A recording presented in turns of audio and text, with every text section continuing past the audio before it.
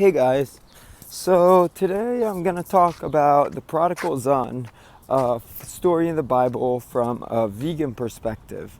So in the story of the prodigal son, it's basically about a son who wants to collect his inheritance from his dad early so that he can, venture out into the world and make a name for himself. And in the story, he tries to do that, but ends up failing and ends up eventually living in the pig pen, eating food with the pigs, and says to himself, oh, I don't want to be in the pig pen. It would have been better if I stayed home with my dad, and just worked for him because, I would have had a better life.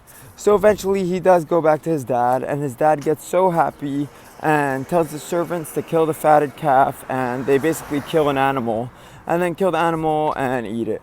So from my perspective, this story is interesting because I want to indicate a different view that most people don't talk about, which is that, this person was in a better state when he was in the pig pen than when he was with his dad, although that's not what the majority of people believe. And the reason I say this is because when he was in the pig pen, he was eating the scraps with the pigs and vegetables probably, or, something not as harmful. And when he moved back in with his dad, they're like killing animals for his sake so that they could eat him. So ultimately, the final state of the son was worse than the middle state. And the first state and the final state basically were worse than his intermediary state when he was in the pig pen.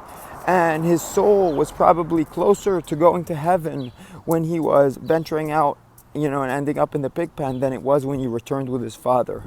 And this is very common. I mean, when people try to abstain from evil, they go their way and try to abstain from evil and do their best, but eventually they cave and they give up and they go back to evil. And when they do go back to evil, evil is ready and willing to accept them right back and greet them and treat them like the prodigal father and, be like, hey, I missed you. Here, I'll help you do evil right away again as quick as possible. And so in this case, perhaps the son's soul was yearning to break free, but eventually it caved and returned to the evil father.